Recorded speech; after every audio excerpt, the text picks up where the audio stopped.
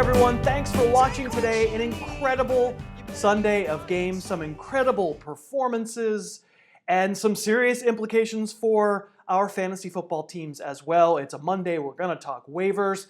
I'm not sure we're looking at a week where there's an obvious waiver guy you got to add and make sure you start him next week. But it is a waiver wire that has a lot of very interesting possibilities, some dudes who got some production and some playing time. Let's take a look. As always, I'll start with the shallower league ads you might consider. The Eagles' backfield didn't exactly resolve itself Thursday night against the Giants. I'll put Smallwood one notch ahead of Clement because he played 2/3 of the snaps. But Clement scored the touchdown and he was coming back from injury, so it's obviously possible that Clement winds up flipping the script. But right now, both probably should be owned in all leagues. I'll put Godwin on here because he's just too talented not to be rostered. Had a potential touchdown deflect off a defender on Sunday. If you're looking for a streaming tight end who's just above our 1/3 ownership level, CJ Uzomah of the Bengals. Do you have a tendency to play the games? I have a tendency to play the games, as you know, from this show. And if you do, I recommend downloading BetQL. It's a free to download app. You can find it in the Apple Store or Google Play Store, or you can download it from betql.co. And when you do, you're going to find it's a really useful tool. It's got algorithms that help you find where the money is and where the lines have moved, and historical data does make you a smarter, better, and if you enter the promo code Harris, once you do download, you get a full, unlocked 3-day trial of all that BetQL can do. We thank BetQL for sponsoring us this week, and let's get back to waivers. Okay, let's get back into it by talking about more widely available waiver options for Week 7. As always, the ownership I'm showing here is Yahoo Leagues, and if someone is available in 1/3 of leagues or fewer, they're eligible for inclusion. And what we're looking at here, it's a deep waiver wire, right? But it's a bunch of potential flex options. There's nothing here to be utterly in love with, but there are a lot of bodies who could pop. I'll show you film on a few of them here in a moment. It kind of depends on what you need, right? You need a boomer bust option, Marlon, Mack, Taylor, Gabriel. Need to get something out of your flex next week, maybe take a crack on Rodgers or Curse. But first things first, I have not been a Peyton Barber fan, but he was pretty good against an admittedly not very good Falcons defense on Sunday.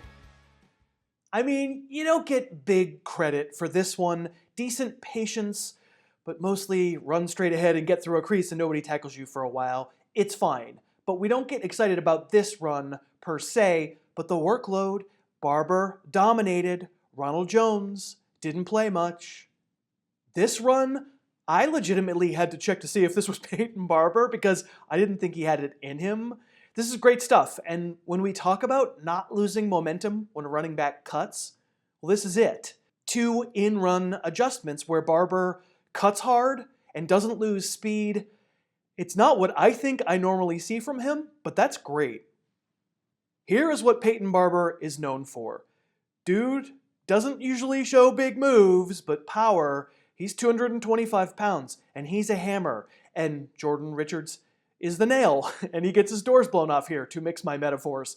Tampa has had exactly 2 carries from inside an opponent's 2-yard line in 5 games. And really, that's luck. It's kind of bad luck for Barber. I can honestly say, hitting guys like this, he should get in the end zone if the workload stays up. And I'm not going to lose my mind over this touchdown, but mostly what's important is that he was in the game. He was in the game to partake of it. And that's why Barber is addable.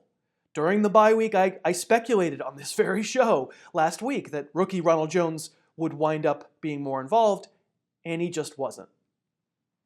To find a running back available in like 2/3 of leagues who gets 40 snaps a game is relatively rare, and I'm not going to tell you I think Peyton Barber's great. That run kind of surprised me. It's not typical of him. I don't think he's a budding superstar. I don't love the schedule coming up. I think it's Browns, Bengals, Panthers in some order. Just generally speaking, this might be the best it's going to be for Barber for a while, but if you get that kind of workload, touchdowns should be there, especially for a power back. It's been a little bit unlucky for a high-scoring offense that you haven't had more goal line touchdowns. So, I mean, as a flex, I think you can conceivably use Barber going forward. Now, am I going to show you a ton of film on the likes of Jermaine Kearse, Chester Rogers, and Marlon Mack? See, here's the thing. I don't think these are great players. I'm not going to be able to find something on film that makes you go, oh, I'm super psyched about owning these guys, right? Because they're kind of much more situational plays, like Rogers with T.Y. Hilton out and Jermaine Kearse now, maybe with Quincy Enunwa out. I'll tell you what, though. I will show a couple of Marlon Mack plays. See that? I lied. Let's show a couple of Mack plays. I mean, nobody debates that Marlon Mack's a good athlete, a better athlete than Peyton Barber even. He probably has more upside too, but I don't know, look at the score here. It's 30-13. While this game against the Jets Sunday was competitive, Mack had like 4 carries for 8 yards. He's fast. He has quickness. If the Colts had a better team, maybe he'd be a real threat. You know, I'm skeptical. Second play of the game Sunday, so let's run a little delayed screen for you, buddy. Oh, awesome. Thanks. Pick 6. Goes on Andrew Luck's scorecard. Safe to say, not Andrew Luck's fault.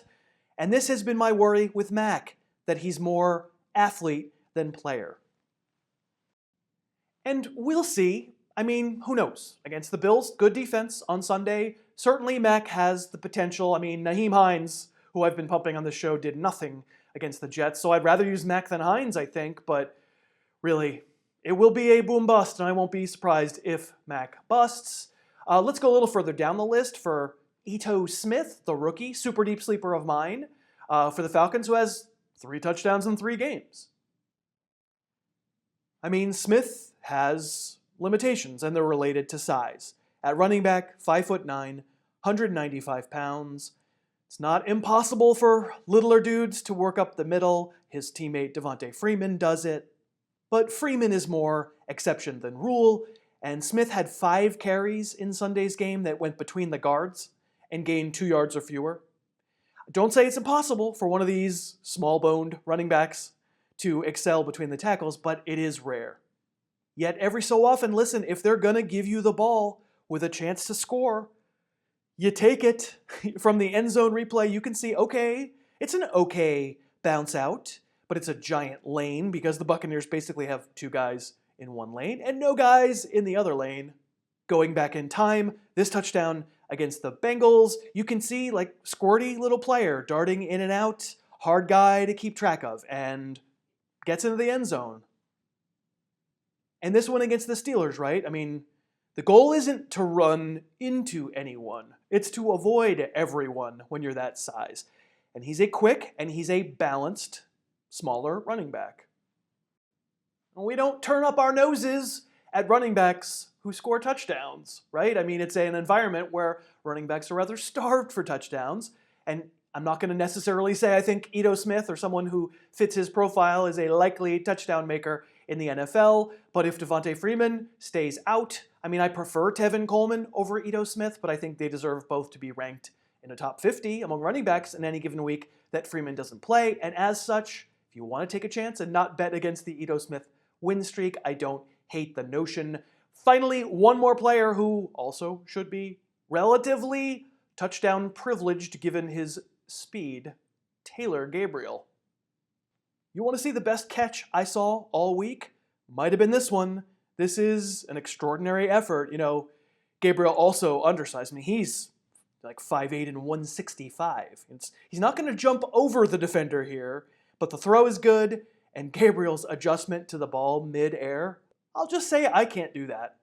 And later in the game, I guess we know who the deep weapon is in Mitch Trubisky's offense, in his mind, right?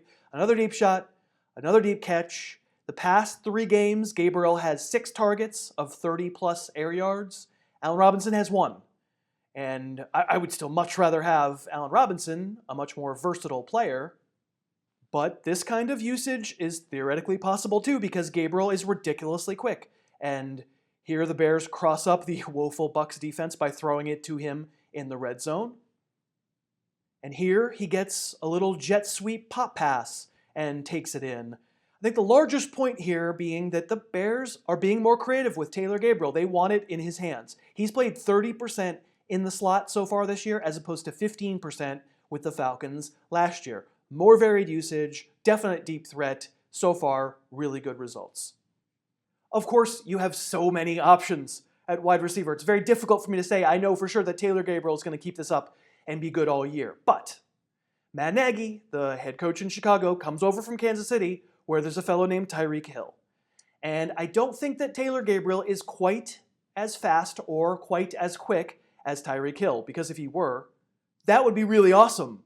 But even being some sizable percentage of as fast and quick as Tyreek Hill is pretty good. And there's some creativity there. And maybe we are getting some sniffs that eventually Taylor Gabriel could be a Tyreek Hill type.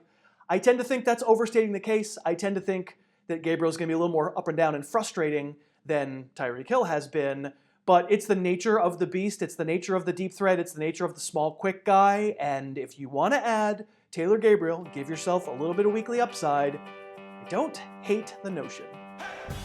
Thanks so much for watching. Please, please, please smash that like button, write a comment, tell us who else you'd like to see us review film on, and of course, best of all, please subscribe to our channel and then click that little bell above the subscribe button and you'll be notified whenever we post a new video.